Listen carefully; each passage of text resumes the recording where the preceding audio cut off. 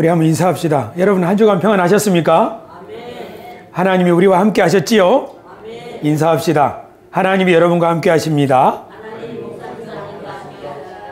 하나님이 지금도 일하고 계십니다. 우리 새소만 교회 교우 여러분, 하나님이 우리를 하나님 앞으로 인도하셨지요? 2024년 우리 교회 표어는 우리는 다 하나님 앞에 있나이다, 이것입니다. 하나님께서 우리를 하나님 앞으로 인도하셨을 때 정말 놀라운 일입니다. 하나님 앞에 있다는 것은 하나님이 그 사람을 새롭게 하셔서, 자, 내가 너를 내 앞으로 인도하였으니 이제 내가 주는 은혜와 지혜와 능력을 힘입어서 한번 나가봐라. 네가 올 때와는 다를 것이다. 너는 무거운 마음으로 왔지만 내가 너를 보낼 때에는 하나님의 성령이 너와 함께 할 것이다. 너는 새로운 꿈을 꿀 것이다. 너는 너희 집을 새롭게 가꿀 수 있을 것이다. 하나님께서는 사람을 부르실 때 그렇게 하나님의 영광과 지혜와 능력을 덧입혀 주셔서 세상으로 보내시기 위함이라는 사실을 믿으시기 바랍니다. 오늘 저는 사순절 네 번째 설교로 십자가의 비밀 네 번째, 복음 구원으로 인도하는 하나님의 능력이란 제목으로 하나님의 말씀을 나누겠습니다. 오늘 제가 읽은 말씀은 로마서 1장입니다. 로마서는 사도 바울의 편지입니다. 사도 바울은 로마를 방문하기 전에 로마 교회에 편지를 보냈습니다. 그 교회를 방문하기 전에 로마에 편지를 쓸 때 사도 바울은 자기가 그동안 전한 말씀을 다 정리해서 여러분에게 나누고 싶은 메시지가 있는데 먼저 그것을 정리해서 보냅니다. 저는 예수 그리스도의 복음을 전하라고 부르심을 받았는데 그 복음이 뭐냐 하면서 로마서에 쫙 복음의 내용을 정리를 했습니다. 이 로마서의 특징입니다. 다른 복음서는 교회의 어떤 소식을 듣고 그 교회의 문제에 대해서 상담해주는 방식으로 기록되었어요. 그러나 로마서는 로마 교회를 방문하기 전에 제가 전하는 복음을 총정리한 것이 이것입니다. 그런 성격이 있습니다. 그래서 지금까지 많은 그리스도인들이 내가 믿는 것이 뭐지? 우리가 전할 복음이 뭔가?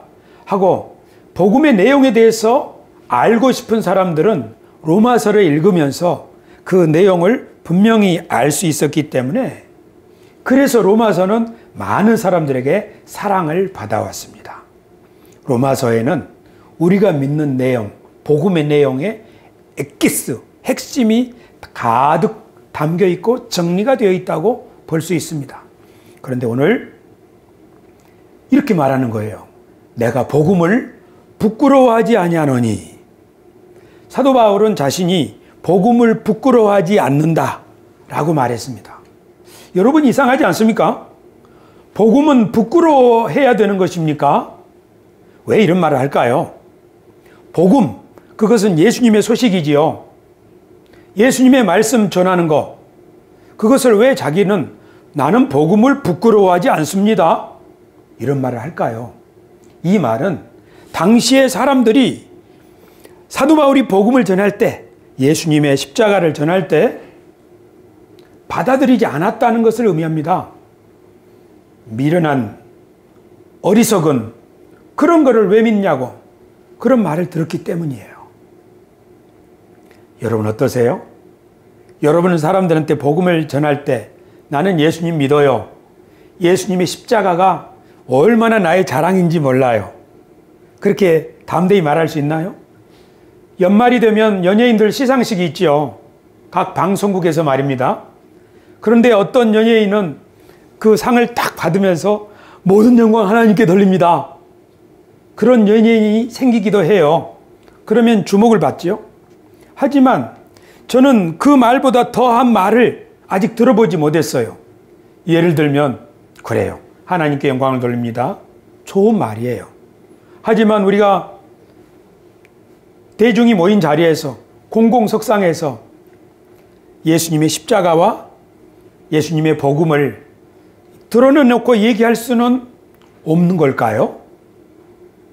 2000년 전에 사도 바울이 복음을 전할 때 그런 소리 하지 말라고, 그런 말 여기서 하지 말라고 그랬겠죠? 우리는 어떤가요? 지금 우리도 다르지 않는 것 같습니다. 만약에 어떤 사람이 MBC나 KBS 이런 방송국에서 얘기를 하는 가운데 복음에 대하여 얘기를 한다면 아마 PD가 금할지도 모르겠어요. 종교 편향이라고 말이에요. 지금도 어쩌면 그런 세상입니다. 그런데 사도 바울이 복음을 전할 때 자신의 경험을 이렇게 말했습니다. 고린도전서에서요. 십자가의 도가 멸망하는 자들에게는 미련한 것이요 구원을 받는 우리에게는 하나님의 능력이라. 우리는 십자가에 못 박힌 그리스도를 전하니 유대인에게는 거리끼는 것이요 이방인에게는 미련한 것이로되 오직 부르심을 받은 자에게는 유대인이나 헬라인이나 그리스도는 하나님의 능력이요 하나님의 지혜니라. 복음을 전할 때 어떤 사람들은 사도 바울이 전하는 복음을 받아들이지 않았다는 것을 말하는 거지요.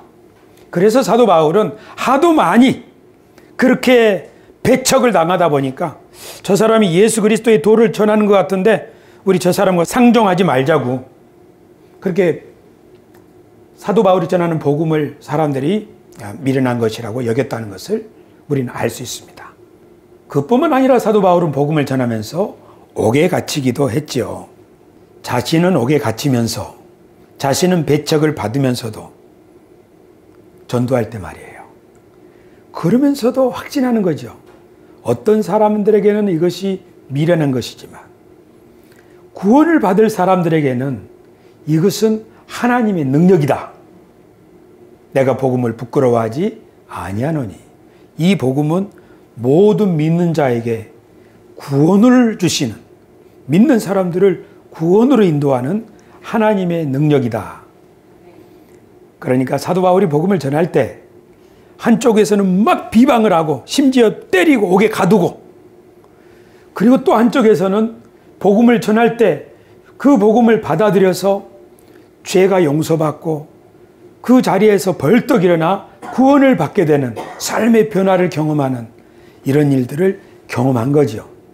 복음에는 이런 하나님의 능력이 있다는 사실을 사도 바울은 경험을 했기 때문에 그래서 복음을 부끄러워하지 않는다, 그렇게 말합니다. 사도 바울이 전하는 이 복음, 그것은 믿는 사람들을 구원으로 인도한다. 복음이 좋은 이유는 우리들에게 구원을 주기 때문입니다. 그러면 사도 바울은 구원을 무엇이라고 생각했을까요? 여러분 예수님을 믿으면 구원을 받지요. 제가 2017년도에 구원이란 무엇인가에 대해서 설교를 했더라고요. 무려 8번 말이에요. 구원이란 하나님이 처음부터 우리를 위하여 계획하신 참 인간의 삶을 회복하고 살아가는 것이다. 제가 8번 설교를 하고 나서 정리한 것입니다. 아, 예수님을 믿으면 구원받는다고 하는데 그 구원이 뭐냐? 그 구원은 하나님의 뜻을 깨닫고 내 삶이 이런 삶을 살라고 하나님이 부르셨구나, 그렇게 깨달을 뿐 아니라 그렇게 살아갈 수 있도록 삶을 경험하는 거지요. 예수 그리스도와 함께하는 삶, 하나님의 뜻을 이루며 사는 삶, 그것이 바로 참 인간의 삶이죠. 참 인간의 삶이란 하나님이 사람을 처음 지으셨을 때 디자인하고 계획하신 바로 그런 삶이죠. 그런 삶을 살아가는 것. 예를 들면 삭개오가 사람들의 눈총을 받던 사람에서 사람들의 칭찬을 받던 사람으로 바뀌는 것이지요. 그렇죠. 세금 공무원 삭개오의 이전의 삶은 참 인간의 삶이 아니에요. 삶은 삶이로되 그것은 비인간적인 삶이에요. 오늘 교회 오는데 김숙자 집사님이 어떤 사람에게 사기를 당했대요. 그러면서 그 사람과 사귀면 안 되겠다고 말씀하셨어요. 우리가 살다 보면 이렇게 사람으로 살지만 사실은 참 인간의 삶이 아니라 다른 사람에게 해를 입히는 삶이 있고요. 또 우리 자신도 자신을 볼 때, 야, 이게 사는 것일까? 이게 인생일까? 이런 의구심 또는 절망 가운데 살 때가 있죠. 구원이라고 하는 것은 하나님이 우리를 위하여 계획하신 참 인간의 삶을 회복하고 그렇게 살아갈 수 있는 것입니다. 그렇게 살아가는 것이 바로 구원받는 삶인데, 그렇게 구원받는 삶은 사람들에게 새로운 희망과 기쁨이 샘솟게 되는 것이죠. 그래서 예수님을 믿는 사람이 예수님을 통해서 구원을 경험하고 나면 이 구원의 기쁜 소식을 다른 가족에게 전하고 사람들에게 전하는 것이죠. 왜요? 좋으니까요. 우리 세수만 교회 안에 이 예수님의 복음으로 말미암아 구원의 기쁨, 그것을 경험하고 누리고 전하는 이 일이 더 왕성하게 일어나기를 예수님의 이름으로 축복합니다. 그러니까 사람이 복음의 말씀을 듣고 구원을 경험하면 할수록 이 사람은 저절로 복음을 전하는 사람들이 되는 것이죠. 복음을 전하지 않더라도 그 얼굴에 이미 기쁨이 충만한 거예요. 교우 여러분, 제가 구원을 이렇게 정의하고 이렇게 간단하게 소개하고 사람들한테 알리는 이유가 있어요. 왜냐하면 저는 어린 시절부터 구원을 뭐라고 생각했냐면 죽으면은 천국 가는 것이 구원이라고 생각한 거예요. 그래서 이 세상에서는 힘들고 험하게 살아도 죽으면은 천국에 가니까 다 인내할 수 있다. 저는 그것이 구원이라고 생각한 거예요. 그런데 성경을 연구하면서 보니까 죽으면 주님 앞에 가는 거 맞지요. 또 죽으면은 주님이 우리를 위해 예비하신 새하늘과 새 땅에서 부활하겠지요. 그것은 하나님이 다 하실 일이에요. 우리가 할 일은 하나도 없어요. 죽은 다음에는 우리가 할 일이라는 것은 하나도 없어요. 그런데 주 예수를 믿으라. 그리하면 너와 내 집이 구원을 받으리라 하셨을 때 그 구원은 우리 죽은 다음에서 비로소 받는 구원만이 아니라 사는 동안에 주 예수를 믿으라 그러면 받으리라는 구원은 하나님이 너를 위해서 예비한 인생이 있는데 너는 왜 두려워하면서 그렇게 스스로 죽으려고 하느냐? 빌립보 간수에게 한 말씀이잖아요. 지진이 나서 죄수들이 다 도망간 줄 알고 이 간수가 자기 칼로 자기를 죽이려고 했잖아요. 그때 사도 바울이 멈춰라, 우리가 다 여기 있다. 그러니까 이 간수가 뭐라고 말합니까? 아이고 이런 선생들아, 우리가 어떻게 하여야 구원을 받겠느냐? 그랬더니 사도 바울이 외치는 거예요. 주 예수를 믿으라. 그리하면 너와 내 집이 구원을 받으리라. 사람이 자기 목숨을 해하려고 할 때 그때는 절망의 끝이죠. 예수님을 믿으면 구원받는다고 하는 것은 절망 대신에 희망, 낙심 대신에 소망, 이런 걸로 삶이 가득 채워지고 살면 살수록 보람이 충만해지고 기쁨이 충만해지는 삶, 그것이 예수님을 믿으면 받는 구원이 아니겠습니까? 요한복음 3장 16절, 하나님이 세상을 이처럼 사랑하사 독생자를 주셨으니 이는 그를 믿는 자마다 멸망하지 않고 뭘 얻으리라? 영생을 얻으리라. 영생은 하나님의 생명이에요. 하나님의 생명을 얻어서 사는 사람이 있고요, 하나님의 생명을 받지 못하고 자기 생명을 가지고 사는 사람이 있어요. 여러분들이 지금 전도하고 있는 그 사람 말이에요. 그 사람은 지금 자기 생명 가지고 살다 보니까 갉아먹고 달아지고 해가지고 지금 완전히 너덜너덜하게 된 거예요. 그런데 이 사람이 하나님의 생명을 받으면, 이 생명은 낡아지는 생명이지만 하나님의 생명을 받으면 새로운 희망으로 넘치게 될 줄 믿습니다. 성경이 무엇을 말하는가 하면 성경은 66권인데요. 교우 여러분, 성경이 무슨 이야기인가? 그 이야기를 정말 저는 중요하다고 생각합니다. 우리 교인들은 이것을 잘 알아야 되는데요. 성경이 무슨 이야기인지 여러분 한번 간단하게 정리해 보겠습니다. 성경은 하나님이 이 세상을 창조하셨다는 얘기예요. 하나님이 이 세상을 아름답게 만드시고 이 세상에 복을 주셨어요. 생육하고 번성하여 땅에 충만하라고 살아 움직이는 모든 생명에게 복을 주셨어요. 믿으시면 아멘. 하나님은 이 세상을 충만하게 하기 위해서 자신의 영광과 형상을 입힌 사람을 동역자로 만드셨어요. 그런데 그 사람이 하나님을 배반하니까 땅이 저주를 받은 거예요.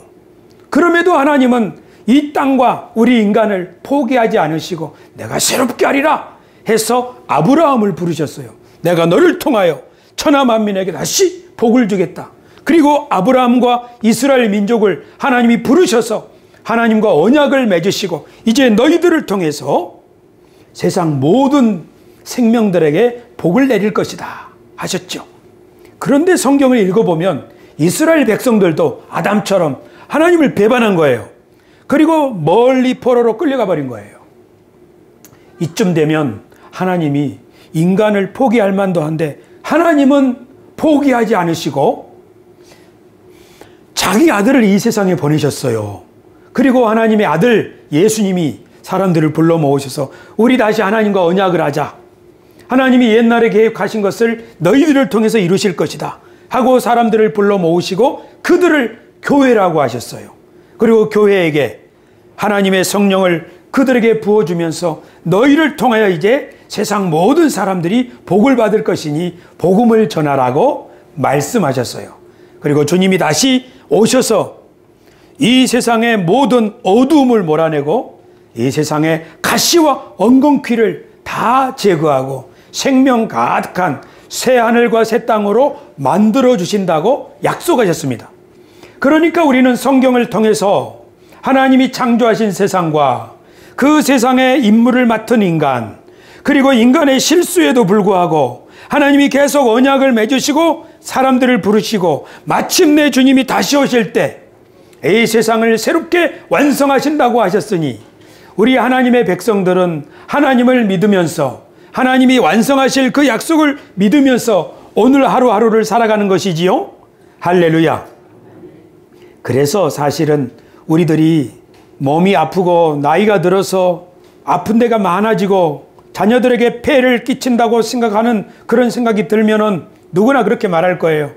빨리 이 세상을 떠나고 싶다. 그것은 개인의 고통 때문에 그래요. 누구나 그럴 수 있어요. 빨리 죽고 싶다. 빨리 나를 데려가 줬으면 좋겠다. 하지만 하나님은 우리 개인의 아픔을 돌보실 뿐 아니라 이 세상 전체를 새롭게 치료하시는 분이라는 사실을 믿으시기 바랍니다.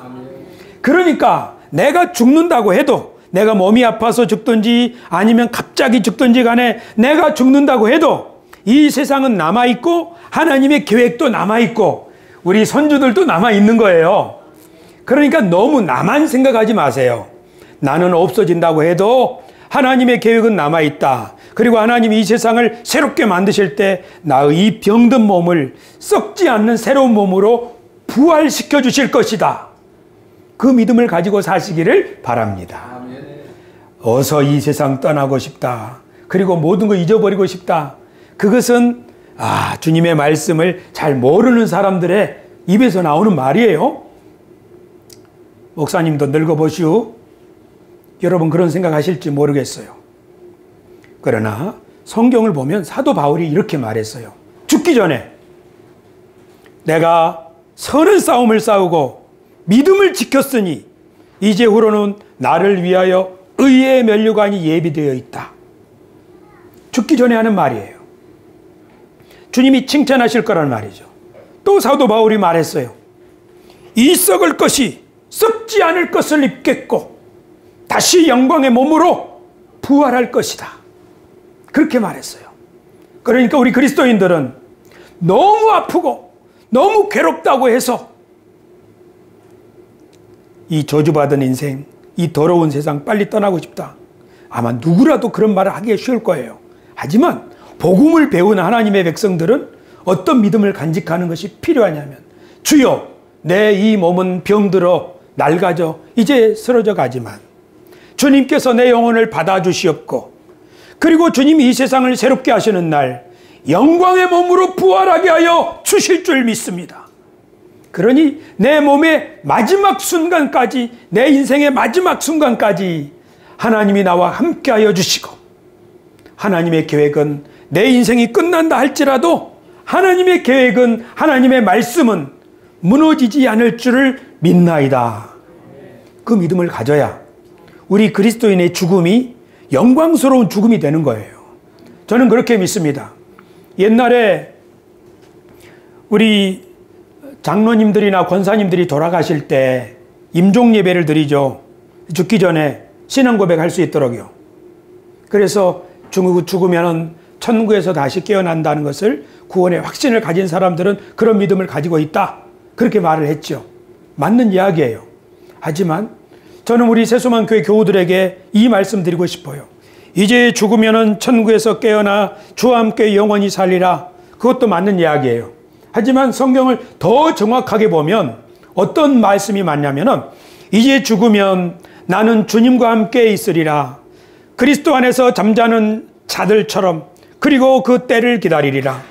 주님이 성도들을 데리고 돌아오신다고 하셨고, 이 세상을 새하늘과 새 땅으로 만드신다고 하셨고, 썩지 않는 몸으로 부활한다고 하셨으니, 그때 주님과 함께 왕노릇하리라 하셨으니, 여러분, 우리가 전에는 1단계로만 생각을 했다면, 그러니까 죽은 다음에 한 단계, 천국에 들어가서 영원히 살리라, 이렇게 한 단계로만 생각을 했다면, 이제 2단계로 생각하자고요. 어떻게 2단계? 죽으면 나는 주님과 함께 있으리라.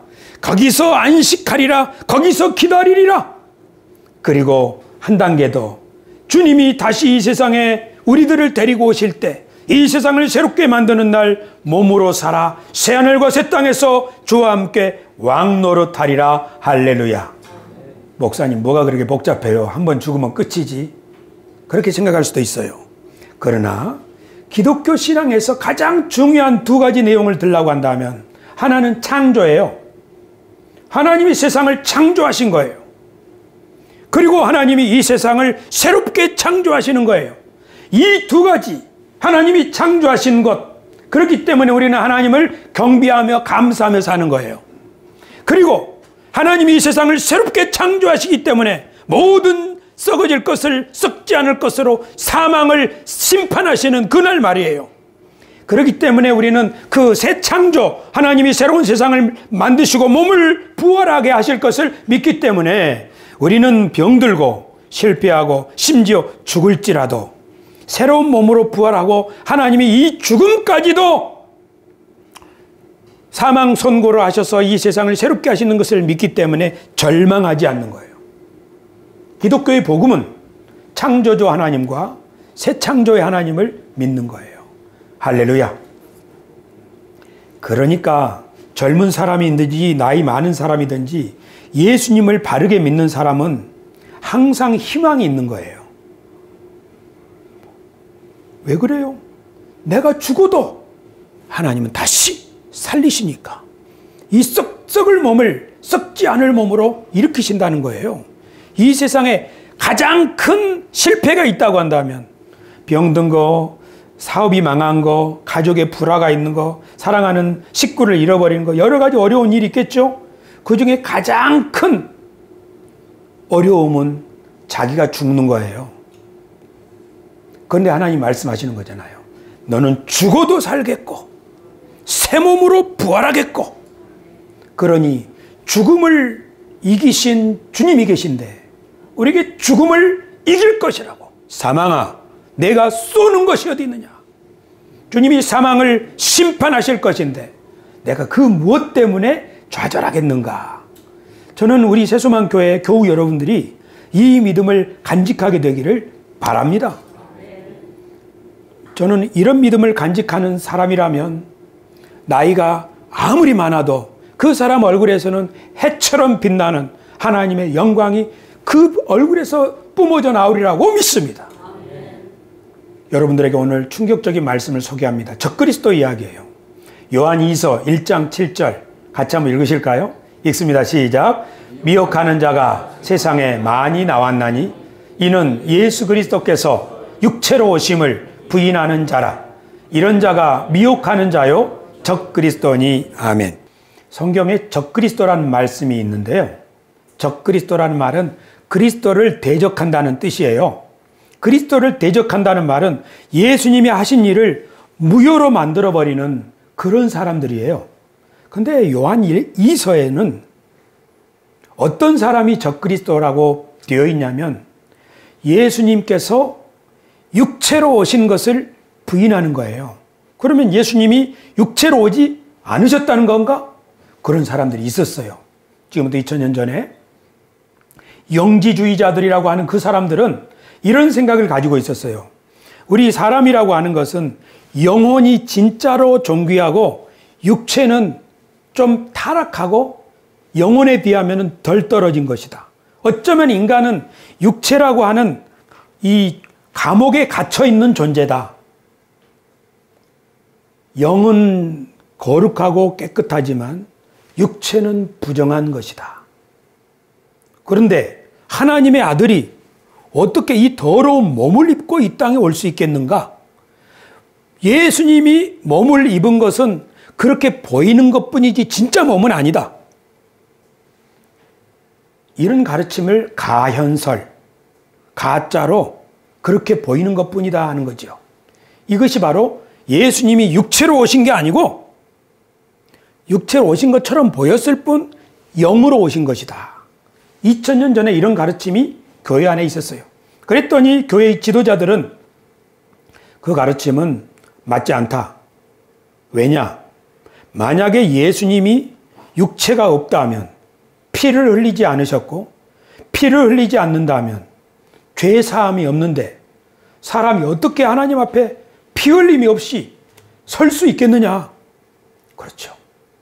예수님이 십자가에서 피를 흘리신 그 공로가 우리를 깨끗하게 하여 비로소 우리가 하나님 앞에 설 수 있고 하나님을 아버지라고 부를 수 있게 되는 것인데, 예수님이 몸을 입지 않았다면, 육체로 오지 않았다면 예수님의 모든 그 수고와 노력과 희생을 헛되게 만드는 거 아니냐? 적그리스도는 바로 그런 주장을 하는 사람들이 적그리스도니 너희는 조심하라 하고 교회에 편지한 것입니다. 사랑하는 교우 여러분, 오늘날 이 세상에 예수님이 육체로 오셨다는 것을 부인하는 사람들이 있나요? 믿지 않는 사람들도 예수님이 역사적 인물이라는 사실은 대부분 인정합니다. 그러니까 영지주의라고 하는 것은 2000년 전에 아주 특별히 크게 일어났던 사상이에요. 오늘날 적그리스도는 사실 이런 그 적그리스도는 흔하지 않습니다. 근데 제가 봤을 때 예수님의 모든 수고를 헛되게 하는 세력들이 적그리스도라면 교회를 분란시키고 깨뜨리고 성도들을 이간시키고 그런 일을 하는 사람들이 바로 적그리스도입니다.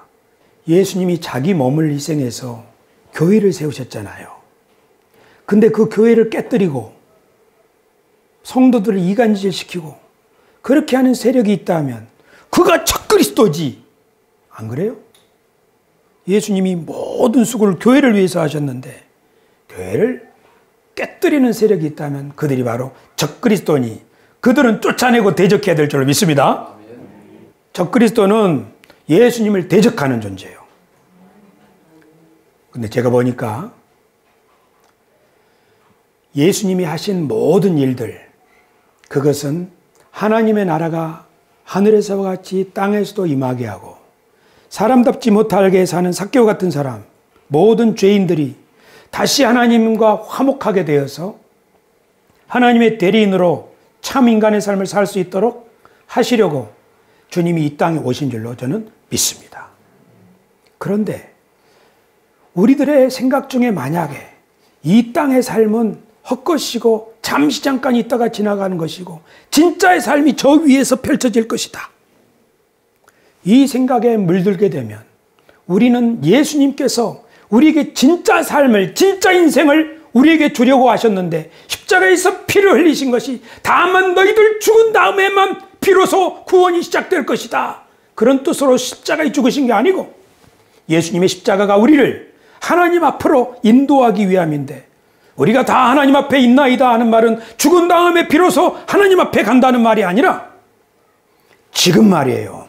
지금 성서로, 지금 지성서로, 지금 주님 앞에 서서 주님을 만나고 그 은혜를 힘입어서 사람답게 하나님의 뜻을 펼칠 수 있는 존재로 우리를 만드시려고 예수님이 십자가를 치신 줄로 믿습니다.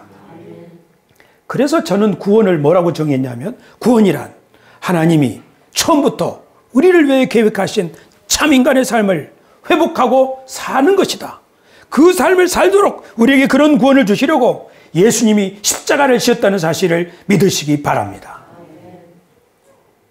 주님이 완성하실 그 세상은 성경에 표현되기를 사자가 어린 양들과 함께 있는, 이리와 어린 양이 함께 먹는 그 세상이죠. 이 그림은 진짜가 아닙니다. 이것은 은유, 비유 이런 것입니다. 사자가 어린 양과 함께 뛰놀며, 이 말은 힘센 사람이 힘 약한 사람을 친구처럼 대해주는 세상이 하나님이 완성하실 나라란 뜻이지요. 그냥 온 동네에 막 사자와 어린 양이 뚜글뚜글 다닌다는 그런 말이 아닙니다. 성경은 그렇게 이해하는 거예요. 할렐루야. 여호와 증인 사람들이 이것을 문자적으로 이해해가지고 참 세상을 어지럽게 하고 있습니다만은, 주님이 완성하실 세상, 우리가 몸으로 부활하게 될 그 세상을 주님이 이렇게 보여주신 거예요. 예언자들을 통해서. 그러니까 그런 세상을 바라보고 사는 사람들은 어떻게 살겠어요? 만약에 내가 다른 사람보다 더 높은 지위에 있고 더 많은 힘을 가지게 되었다면 그것을 함부로 쓰지 않겠죠. 왜냐하면 우리가 들어갈 세상이 그런 세상이니까요. 그렇죠. 그러니까 우리가 하나님의 말씀을 있는 그대로 받아들이면 이 세상에 살아가는 인생의 품격이 달라질 줄로 믿습니다. 그렇죠?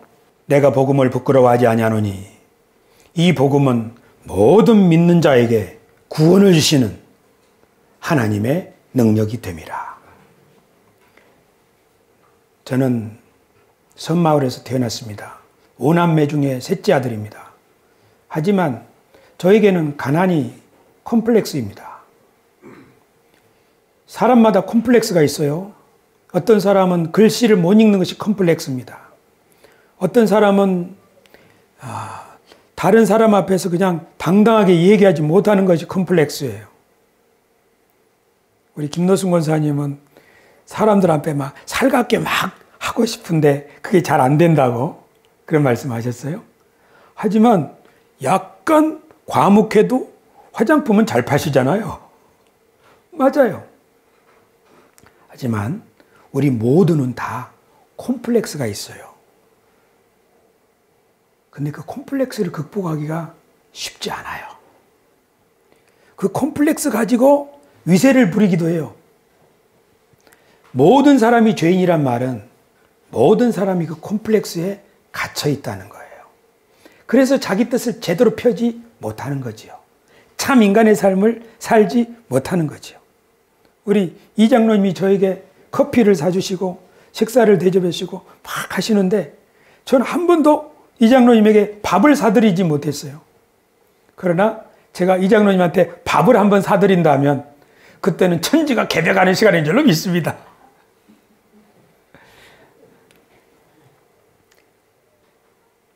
고맙죠.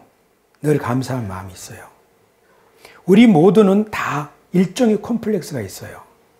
근데 예수님은 우리들에게 그 콤플렉스에서 벗어날 수 있도록 이것이 바로 우리를 모든 믿는 자에게 구원을 주시는 하나님의 능력이 된 줄로 믿습니다. 삭개오가 왜 그렇게 짜게 굴었을까요? 주여죠, 정말. 삭개오가 왜 그렇게 짜게 굴었을까요? 자기밖에 모르고 말이에요. 어쩌면 삭개오는 아주 가난한 집에서 태어났을 수도 있어요. 돈에 한이 된 사람일 수도 있어요. 그래서 자기 콤플렉스를 극복하려고 돈 하지 않았을까요? 그러나 그렇게 하니까 어떻게 됩니까? 불행했잖아요. 동네 사람들이 겉으로는 인사하는데 돌아서면 손가락질 하잖아요. 그런데 어떻게 됐나요? 예수님 만나고 나니까 그 콤플렉스가 풀어져 버렸어요. 그죠? 십자가에서 예수님이 우리를 구원하신 그 능력, 그것이 구원하는 능력인데 우리 신앙생활은 이 구원의 능력을 알아가고 경험하는 그 과정이라고 볼 수 있습니다. 아마 제가 구원받았는데 이 구원을 조금 더 크게 받으면 어느 날 우리 이장로님한테 식사를 한번 대접할 줄 믿습니다. 다른 말로 하면 저한테 있는 이 콤플렉스가 저를 계속적으로 괴롭혔어요. 초등학교 때 소풍을 가는데 물가방 말이에요. 물가방, 물통. 사람들이, 우리 친구들이 물통을 메고 가요. 얼마나 보기 좋았던지. 나도 물통을 메우고 소풍을 가고 싶다. 근데 졸업할 때까지 결국 물통을 못 맸어요. 뭔 말인지 알겠죠? 지금은 세상에 남고 난 게 텀블러 아니에요. 옛날에는 그랬다고요.